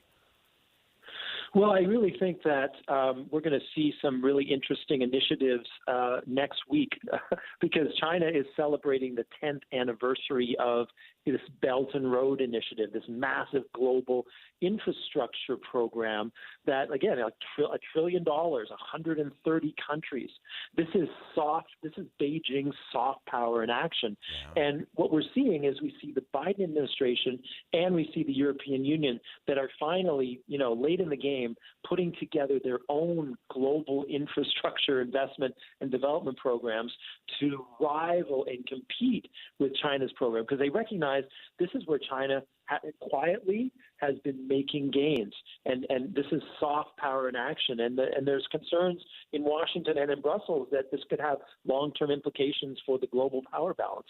Yeah, well, you got to play that long game. You got to be able to look at all points of the compass and all points on the horizon, and China seems to do that incredibly well. They're certainly playing a lot of pieces right now as it relates to the Middle East and beyond. Phelim Kind, D.C.-based China correspondent for Politico, best of the best. You should check out his piece today as well. And Phelim, we always appreciate you making time for us and helping us see the broader perspective, what's really under the hood that will ultimately impact us in the end. Thanks for joining us. My pleasure. All right, that's Phelim Kind once again from Politico. And I love how he can get us underneath the headlines, because there are so many things that, again, it's easy to just laser focus on just what's happening inside of Israel, what's happening inside of Gaza, what is Iran doing in the midst of all of this. But remember, there's someone else that's playing in the region. They're clearly flexing that soft power, as Phelim described it to us, and looking to extend their influence and their reach. Soft power, diplomatic, trying to show that there's an alternative to a U.S.-centric solution and pursuit of freedom and peace. There's economics behind all of that for a lot of these developing countries. China is no small player, and they're in the middle of it as it relates to the Middle East, and we should keep our eye on that as well. Think again on Inside Sources with Boyd Matheson this Saturday. Touchdown Cougars! The Cougars head to Fort Worth for a showdown with horned frogs. BYU, TCU. Pregame starts Saturday at 11 with kickoff at 1:30. Keep it locked on Utah's legacy home of the Cougars. KSL News Radio. Hey guys, Alex and Scott for Alpine Home Medical, bringing wellness home for so long to so many people, and now they're bringing it also to the people in Tooele. Yes, a brand new store in Tooele. They're so excited to announce for Alpine Home Medical. If you go to alpinehomemedical.com, you can see all of the different variety of So many products that they can offer you for that in-home health experience. And Scott, we've been talking about this and singing their praises for years, and there's a reason we do it. Well, we do it because they really take great care of you. I mean, it can be intimidating. You don't know what to get. You don't know how it fits. And you walk in the store, and from the minute you walk in the store, they're going to take care of you. They're going to sit you down. They're going to go through all of the insurance, everything, how much going to cost you to get all of this taken care of. But then they're going to fit you right, whatever it might be. And once you've been fitted and everything works, then you go home, and guess what? They're going to take care of you after you get home as well. Lift chairs, CPAP supplies, whether or not you want to take care of that person who needs more safety in the bathroom, whatever it is, Alpine Home Medical is going to help you out. AlpineHomeMedical.com. Just say you heard it from Alex and Scott. AlpineHomeMedical.com. As a roofer, I've got a million things to do, and that's a million things that need to be done right. That's why I partner with Beacon. The team at Beacon makes sure my materials are delivered accurately and on time. And the Beacon Pro Plus app makes ordering the brands I depend on, like CertainTeed Landmark Pro, easier than ever. I rely on Beacon because I never stop building, and neither do they. Now through November, purchase CertainTeed through Beacon Pro Plus and earn up to $750. Beacon, always building. Do you have chirping smoke detectors? What's up, everybody? I'm Mike Wilson with Any Hour Services, and if you've ever experienced chirping smoke detectors, you already know how annoying it can be. A great first step to try and stop the chirping is to change the batteries. If the chirping continues, it's possible that your smoke detector has gone bad. As a matter of fact, a lot of people don't even realize that manufacturers recommend replacing the smoke detector altogether after 10 years. If you remove the smoke detector from the wall, on the back you should find a date of when it was made. Do a little math and you'll know how old it is. Now, Any Hour Services knows being a homeowner means you've got a list a mile long of things to do around the house, and check my electrical system probably isn't one of them. That's why we've put together this radio special for any homeowners listening. One of our licensed electricians will perform a comprehensive inspection of your electrical system that includes testing those smoke detectors and give you a full written report for only $29. But you have to mention this ad when you call. Call Any Hour Services to schedule it. 801-443-7300. 801-443-7300.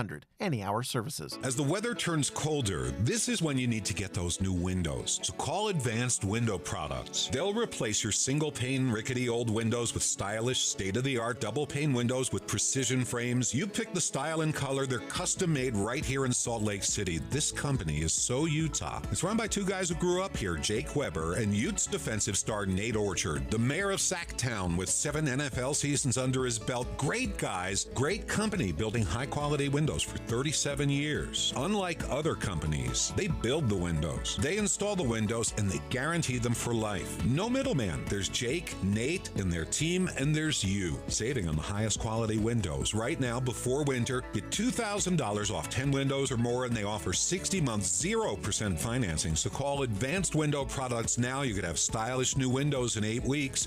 801-850-9100. 801-850-9100, or visit AdvancedWindowsUSA.com. I feel like I'm constantly cleaning hair off my bathroom floor. At least my Swiffer Sweeper makes it easy. Sweeper heavy-duty dry cloths have ultra-thick pads to trap and lock hairs, like a hair magnet. And when I'm finished cleaning up my hair, Sweeper takes care of his too. Now the hair's gone, all thanks to Swiffer. Try Swiffer Sweeper heavy-duty dry cloths. I promise you'll love them or your money back. And also try Swiffer Sweeper Wet to make quick work of tough, sticky messes.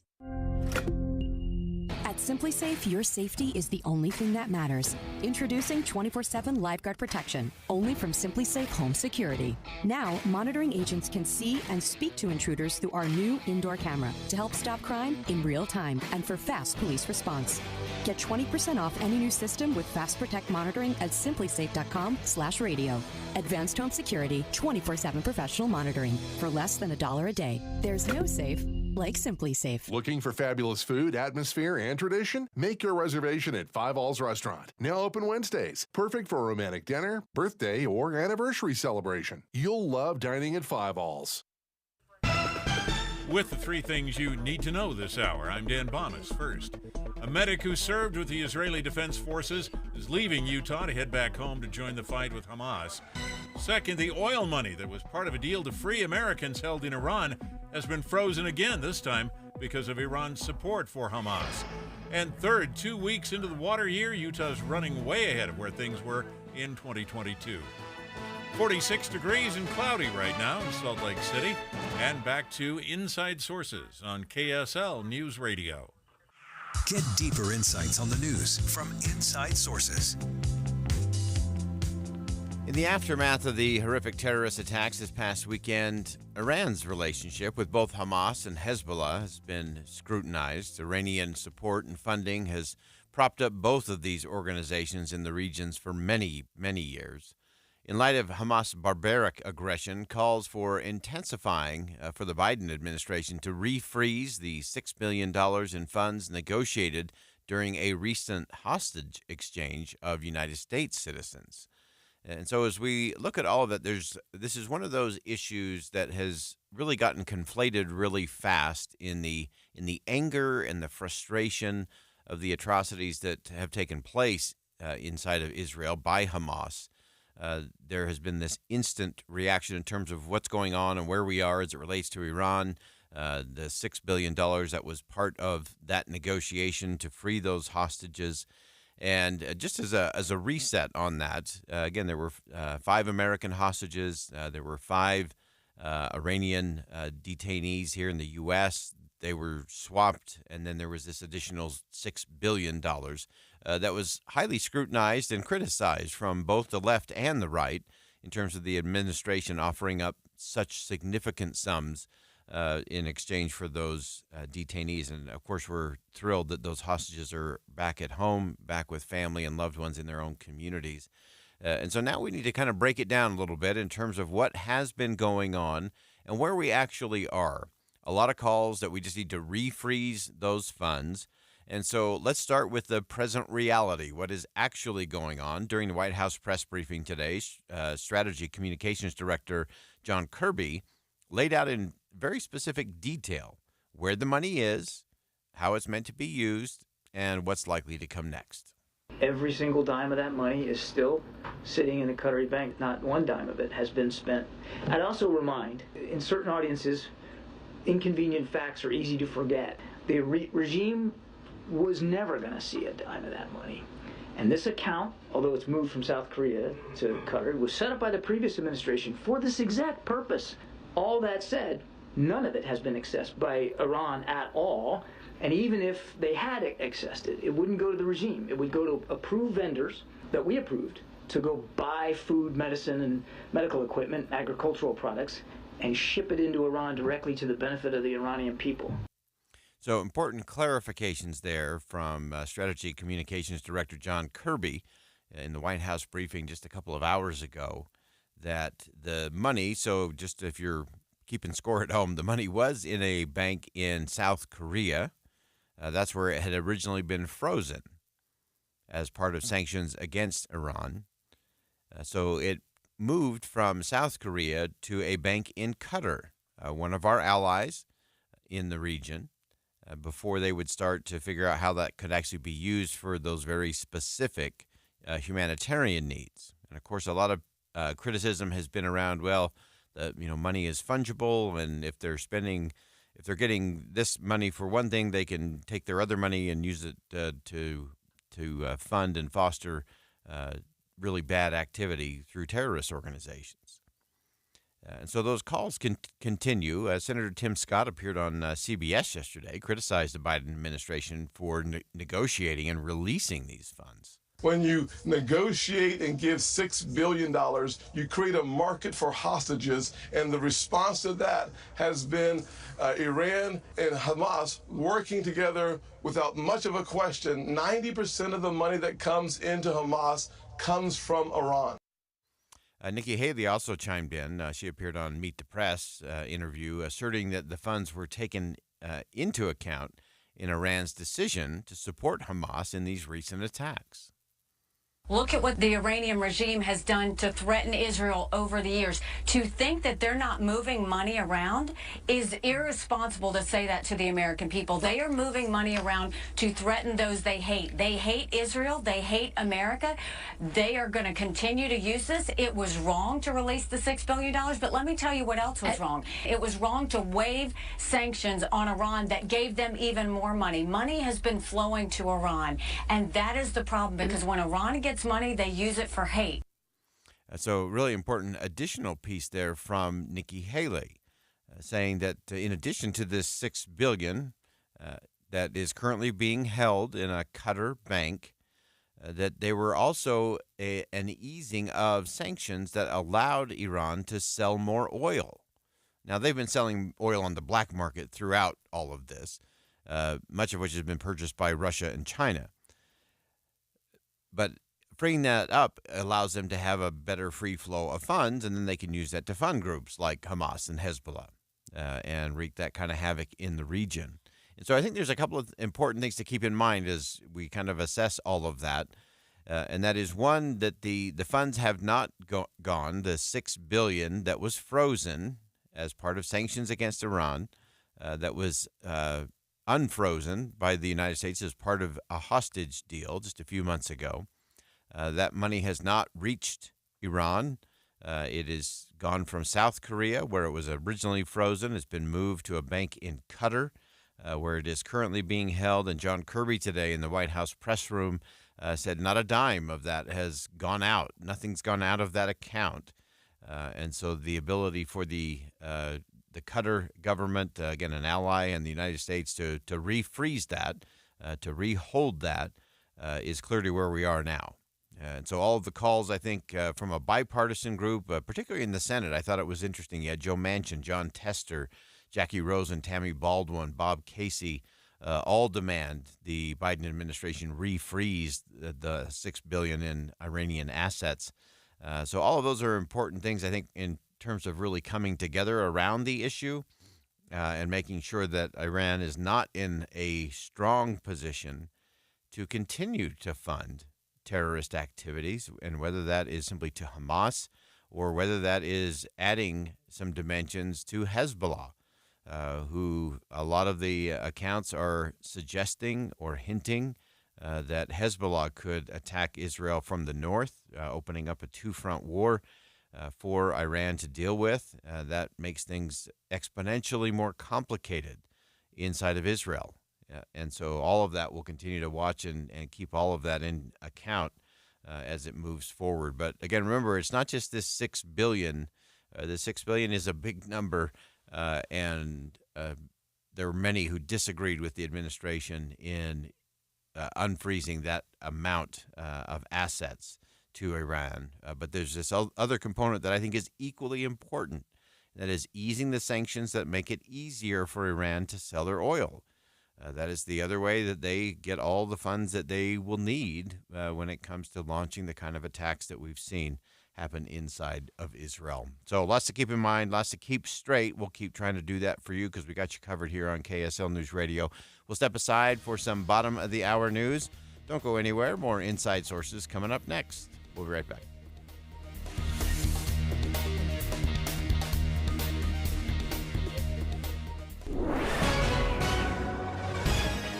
It's 2:30 at KSL News Radio. I'm Dan Bomas. KSL's top story this hour. During Thursday's White House briefing, National Security Council spokesperson John Kirby confirmed the administration is talking with Israeli officials to find a way to provide immediate humanitarian aid to Palestinian citizens on the ground in Gaza.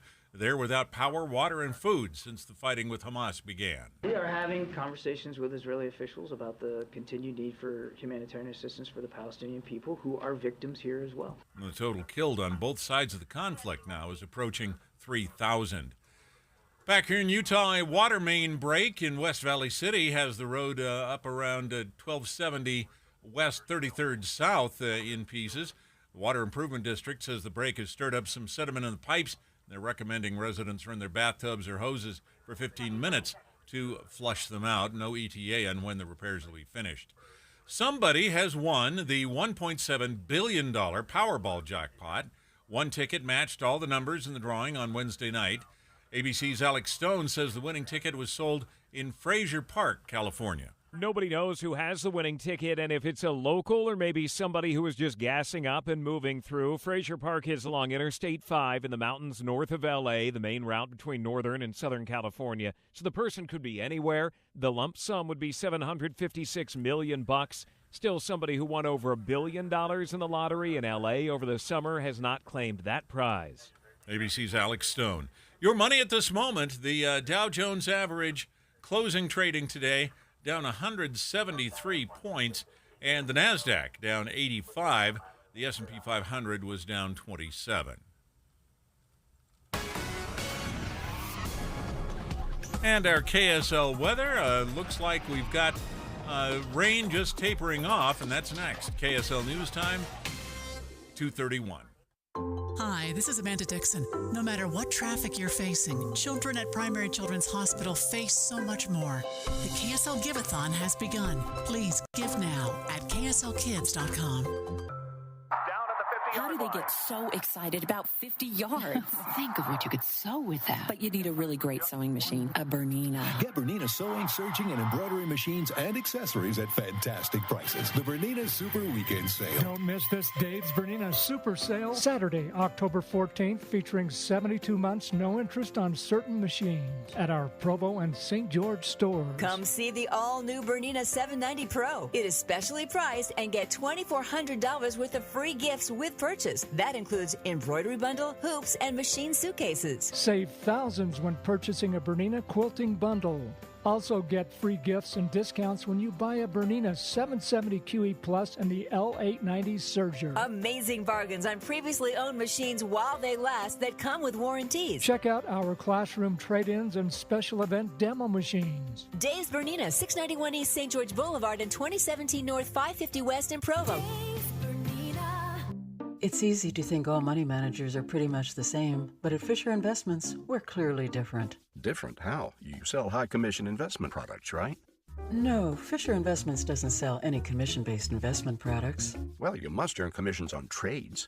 Nope, never at Fisher. We're a fiduciary, obligated to act in our client's best interest. It's the highest standard of care for a financial advisor. How do you know what's in their best interest? We get to know our clients and then tailor a portfolio based on their goals and needs. But you probably sneak in some hidden and layered fees. No, we have one transparent management fee structured so we do better when our clients do better. Wow, you really do look out for your clients. That's because our top priority is helping them achieve a comfortable retirement. It might be why most of our clients come from other money managers. Visit FisherInvestments.com to find out why investors like you switch to us. Fisher Investments. Clearly different money management. Investments and securities involve the risk of loss. Traffic and weather together, brought to you by Granite Credit Union's new Dividend Plus checking account. Here's Josh Kitchen. Police have a ramp blocked westbound I-80 to northbound I-215 west belt. Crews in Bluffdale/Draper area have the eastbound 146 south to northbound I-15 on-ramp completely closed as they clean up an earlier crash. Transform your outdated kitchen from the half-price granite for $2,500. Granite quartz, cabinets, and flooring. Visit halfpricegranite.com. Affordable luxury. I'm Josh Kitchen in the KSL Traffic Center. KSL weather will dry out this afternoon, but it'll be cold tonight with lows in the upper 30s. Tomorrow will be sunny with a high of 62, reaching 70 by Sunday. And right now, we're at 46 degrees with mostly cloudy skies. I'm Dan Bomas, KSL News Radio, 102.7 FM, 1160 AM, and KSLNewsRadio.com, Utah's news, traffic, and weather station. Inside Sources. Inside Sources. America's voice of reason. Boyd Matheson on Utah's home for elevated conversation. Inside Sources on KSL News Radio. Inflation continues to be a major issue facing American families as increased prices deteriorate the spending power of the dollar and what people are actually bringing home in their paychecks. This is despite the most aggressive action we've seen from the Federal Reserve in decades to combat inflation. So they've done their job. They've done what they can. And so can we finally get our attention turned to some of the other key drivers and do some of the radical things that need to be done, like deal with federal spending and ballooning deficits? And to help us break all down the radical reason for doing the radical thing, Eric Bames, a reporter at Reason, covers economic policy, trade policy, the elections, and is always one of our go-to resources. And Eric, thanks for joining us today. You got a great piece at Reason.com saying that inflation just is not going to go away until we have the crucial conversation in Congress about the deficit. Hey, Boyd, glad to be here as always. Thanks for having me. Yeah, that's kind of where we're at, I think, after another inflation report this morning that suggests obviously prices have, stopped rising at the rate that they were a year ago, but there's this persistent higher than we're comfortable with level of inflation that seems to be settling in. 3.7% is the latest report. That's the latest annual number. And when you look at, core inflation that takes out food and fuel prices, we're talking about 4.1%. That's twice as high as the Federal Reserve's target rate. So that's not, it's come down a bit, but we're certainly not back to where people are comfortable. Yeah, it's sort of like the house is on fire, but it's burning at a slightly slower rate. So we may be able to save, the kitchen sink by the time we get to the end. I can never just understand why we're celebrating that we're still just way spending faster than we have money coming in, but we're doing it slower than we used to, and that should not be a cause for celebration. I think it's a little bit confusing because inflation has fallen, right? Is sort of the headline for the last several months, right? It's no longer 9%, it's been down to 4%. But that doesn't actually mean prices are falling. And I think there's that disconnect where people are now kind of getting frustrated by it, at least people that I talk to, where it's okay, sure, inflation is falling, but it still feels like everything's getting more expensive. And it's well, you're right. Everything is getting more expensive. It's just getting more expensive slightly slowly or less quickly than it used to.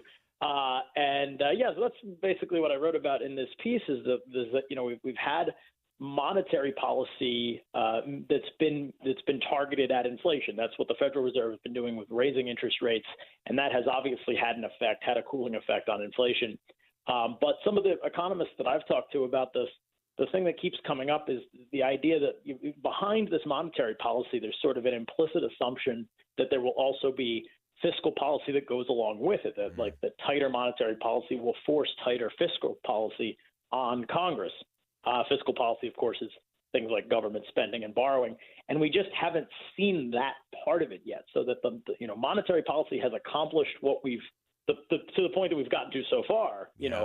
Putting the fire out partway, if you will. But it's this other piece of the equation that's just not there yet, and until it is, you're going to continue to have this kind of persistent, the kitchen will continue to be on fire even though the rest of the house is not. Yeah, and mostly because the rest of the house already burned. But we'll save the debate on how many rooms burned for another day. But as you look at this, to me, it just seems that Congress is just completely unserious about getting to the real issue. And I want to get your perspective today, Eric, on how this starts to play out politically. Clearly, there is a disconnect between the Biden administration talking about some of these numbers that, again, are better than they used to be, but the American people are saying, but that's not helping me. I still can't make it meet. Will that trickle down from just the presidential race to some of these Senate and House races, governor races? Does it do anything to create an impetus for some real conversations, some serious conversations about this? Yeah, there's not much in the way of serious conversations about this in Washington. I think you're pretty much exactly right when it comes to the Biden administration's approach.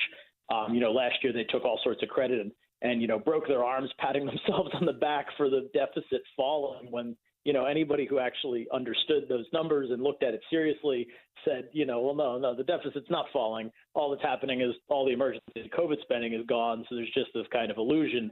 But the underlying deficit, the kind of baseline deficit, was actually growing even last year when the Biden White House was talking about how much the deficit was falling. And then, of course, it grew again this year.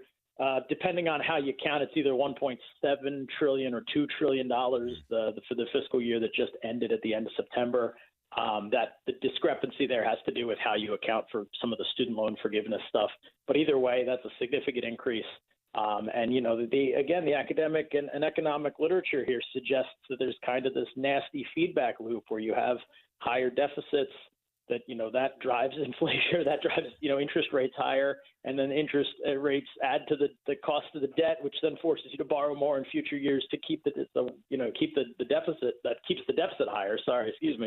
And that's kind of where we're at with this stuff.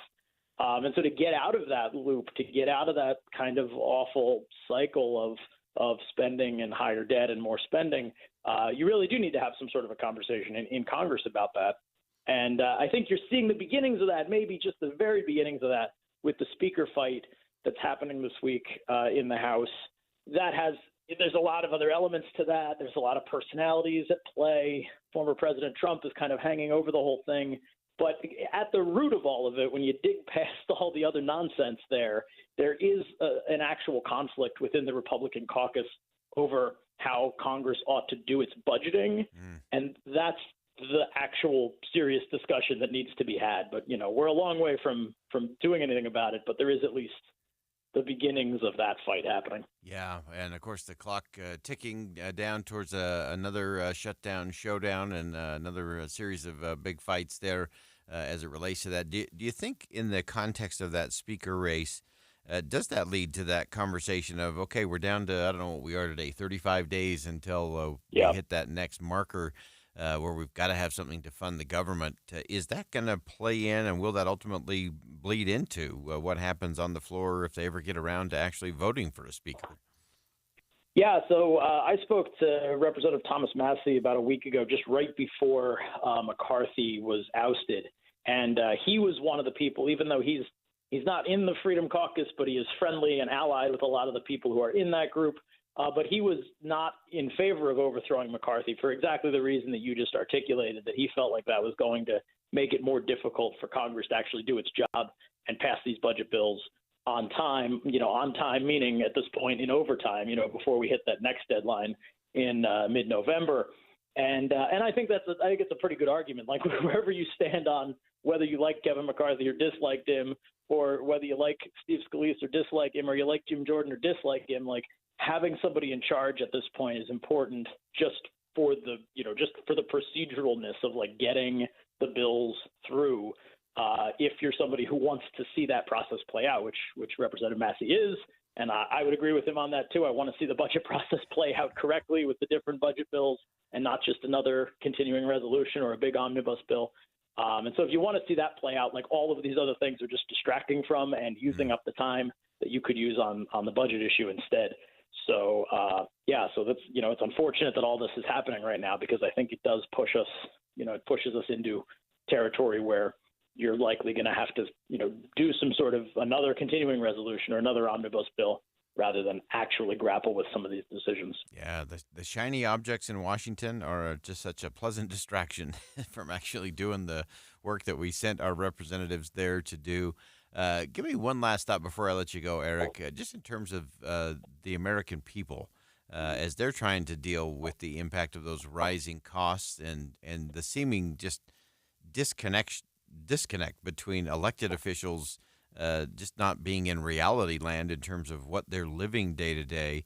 What is it that the American people should be trying to do, or what should they be looking for in the months ahead? Yeah, I think there is a disconnect there. And, it's not just elected officials, but it's also some of like the top people in media. Your question just made me think immediately. Paul Krugman earlier today tweeted out a chart claiming that inflation had been solved. We had won the war with inflation, he said. And then when you look at the chart that he showed, what it was the inflation rate, but excluding food and fuel and cars and shelter, which is the category that includes housing. And it's like, so, okay, if you don't want to eat, if you don't want to have lights on or heat in your house, if you don't want to have a house, and if you don't ever need to buy a car, okay, great. Then the war on inflation is over.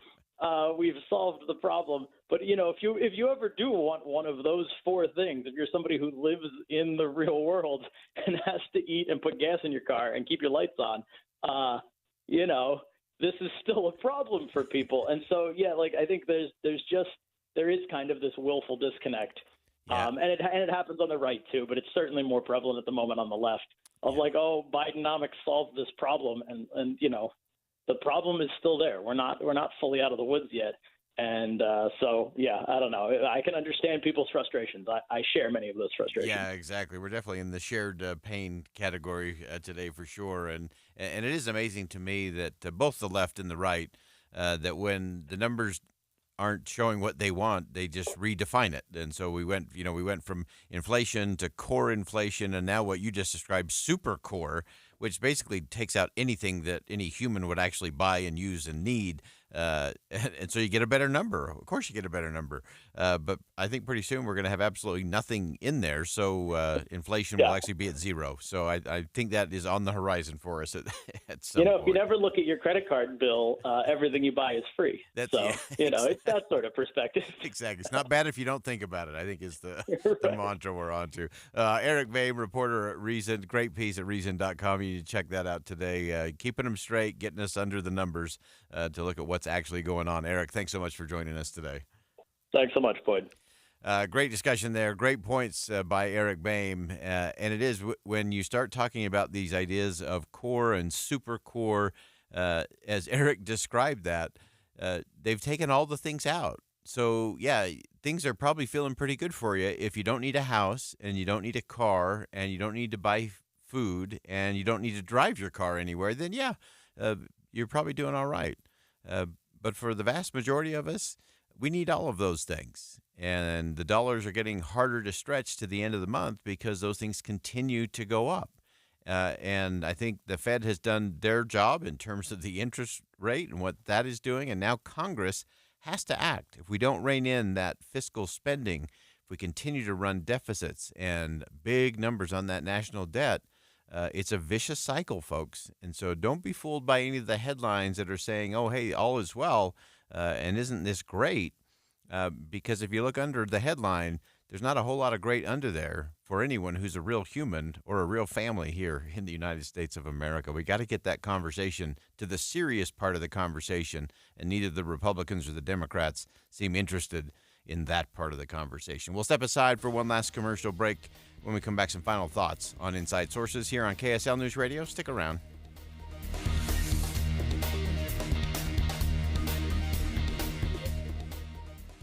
It's easy to think all money managers are pretty much the same, but at Fisher Investments, we're clearly different. Different? How? You sell high-commission investment products, right? No, Fisher Investments doesn't sell any commission-based investment products. Well, you must earn commissions on trades. Nope, never at Fisher. We're a fiduciary, obligated to act in our client's best interest. It's the highest standard of care for a financial advisor. How do you know what's in their best interest? We get to know our clients and then tailor a portfolio based on their goals and needs. But you probably sneak in some hidden and layered fees. No, we have one transparent management fee, structured so we do better when our clients do better. Wow, you really do look out for your clients. That's because our top priority is helping them achieve a comfortable retirement. It might be why most of our clients come from other money managers. Visit FisherInvestments.com to find out why investors like you switch to us. Fisher Investments. Clearly different money management. Investments and securities involve the risk of loss. Derek Overstreet, founder of the New Millennium Group. We're a financial planning firm. Listen, we're fiduciaries. We have advisors standing by right now to take your call. That's 888-999-6370. 888-999-6370. The reason you're going to want to call is we're going to help you retire 3 to 5 years before you thought possible. Now, imagine how that would be if you could actually retire 3 to 5 years sooner than your plan was. The way we do this is by putting together a step-by-step plan, taking into consideration any rental properties that you have, any pension income that you have, your Social Security. Listen, we put that all together for you in writing. It will allow us to build your income based on inflation. You know, inflation has been rapidly rising. You and I both need a plan that whatever we start out our income at, in 5 or 10 years, we're going to need 40% more income. So if you're one of those people listening and you'd like a plan in writing, give us a call at 888-999-6370. That's 888-999-6370, or go to utahsfinancialplanner.com. Take a second and think about how many different software systems you have in order to manage the people who work for you, and of course the people you want to work for you. There's the applicant tracking, the new hire onboarding, your paid time off, your payroll, time and attendance, your online employee benefits enrollment, ACA compliance, your COBRA compliance, and the list is not just daunting, but it seems every time you turn around, it's growing. It's time you quit losing sleep over that list and let someone else do it for you. Magellan HCM has the technology and local service team to pull all those systems and services into one place, simplifying the process for everyone and significantly reducing the errors that will always occur when you're managing all those tasks in different systems. There is a better way. Magellan HCM. Text HCM to 57500 and set up a demo of their highly awarded technology and see for yourself what a difference Magellan can make for you and your company. Text HCM to 57500.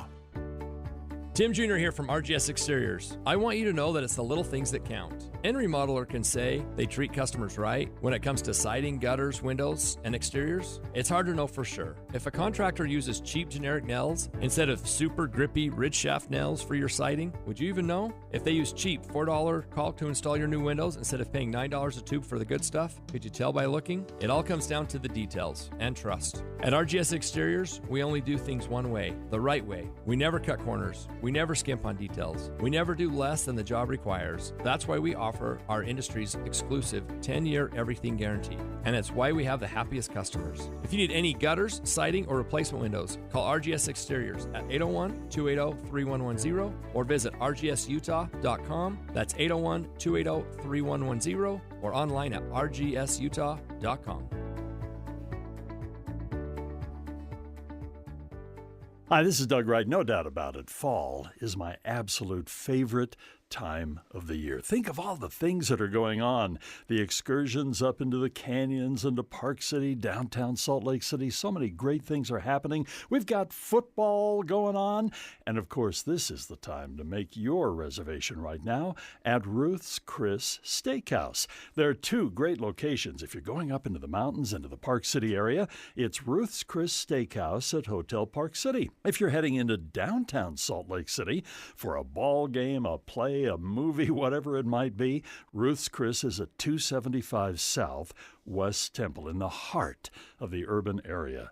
I want you to try their delicious entrees. Of course, they're well known for steak. That makes sense, but it's seafood and poultry and lamb and so much more. The desserts and, of course, the side dishes, all at Ruth's Chris Steakhouse. Make your reservation for fall now. Save $2,500 on a new furnace and air conditioner from Any Hour Services. For more information, call Any Hour Services or schedule a free estimate online at anyhourservices.com. Social Security is with you through life's journey from birth to retirement. As your life changes year to year, so do your needs. For over 80 years, Social Security has helped to meet your needs and is committed to improving access to the services that make a difference in your life. Today, you can verify your earnings, estimate your future benefits, apply for retirement, manage your benefits, and even change your address, all from the comfort of your home. Social Security's online services help put you in control with secure access to your information anytime, anywhere, allowing you to spend more time with family, friends, or simply just enjoying the day. Social Security, securing today and tomorrow. See what you can do online at socialsecurity.gov. Produced at U.S. taxpayer expense. With the three things you need to know this hour, I'm Dan Bomas. First, as the fighting continues in Israel, talks are underway about relief for civilians trapped in Gaza. Second, crews are working to repair a water main break in West Valley. Third, one winning ticket worth $1.7 billion was sold in California for the Powerball lottery last night. Right now, 46 degrees and mostly cloudy skies in Salt Lake City. Back to Inside Sources on KSL News Radio. Hear elevated conversation on crucial issues. Boyd Matheson on Inside Sources. Welcome back to Inside Sources here on KSL News Radio. It's great to be with you today. As always, I am Boyd Matheson. As we round out the program today, we've covered a lot of ground in the last 2 hours, looking at everything from what is happening and not happening as it relates to the race to be Speaker of the House of Representatives. We'll continue to break that down, and I'm understanding that they will probably reconvene, the Republicans will, in the next hour or so, Eastern Time, that they will try to patch up some of those differences, try to navigate their way through some of the morass that has been developing in between all the sides and factions of the Republican Party. And it is a time for the Republicans to figure it out and to make a choice and to move forward. There is the work of the people that needs to be done. There are international things that need to be dealt with. And it's time to set the politics aside and get someone who can be Speaker. Because in addition to everything that needs to be done in light of the Hamas attack on Israel, we also have a host of other things going on. We continue to see what is taking place in Ukraine as Vladimir Putin is really rearming. Every moment where the Ukrainians can't be on the offensive and have the weapons they need not just to fight the fight but to win the war, that gets extended into the winter. And we know Vladimir Putin will continue to weaponize the weather and give himself a chance to regroup and recalibrate a little bit and then make another spring offensive. And that continues to drag on. And so we're going to continue to watch that because all of those are crucial things that the House needs to be dealing with. And, oh, by the way, just in case you forgot, we have 35 days until the government runs out of money again. And there needs to be a conversation in Congress. Now, many of the Republicans in Congress have been shouting from the roofs for months now that there needs to be regular order in the House, that they need to go through the regular process of passing all the appropriations bills to fund the government, to do it right. And now, because of their own infighting, the clock continues to tick. We're 10 days since Speaker McCarthy was removed from the Speaker's chair, and that's 10 days down. And there's just 35 to go. And sadly, the more that clock ticks down, the more likely we are to see, yet again, another continuing resolution, which is not what the Republicans are calling for. The Republicans are calling for regular order. Do it one at a time, subject by subject. Go through each of those appropriations bills the way the founders outlined it and fund the government. Have the debate, make the amendments, do the job. But as long as there's no speaker, none of that is even in the realm of possibility to happen. And so it is time for the Republicans to make that happen. We'll see what does happen. And, of course, KSL News Radio will keep you up to the minute as that plays out as the afternoon rolls on. Some people are saying now, I'm hearing from some of my sources, that it's definitely going to be into tomorrow, and it could be all the way into next week before Republicans actually resolve the issue and confirm somebody to be the Speaker of the House of Representatives. We dug in a lot today on all the different aspects of what is happening in Israel.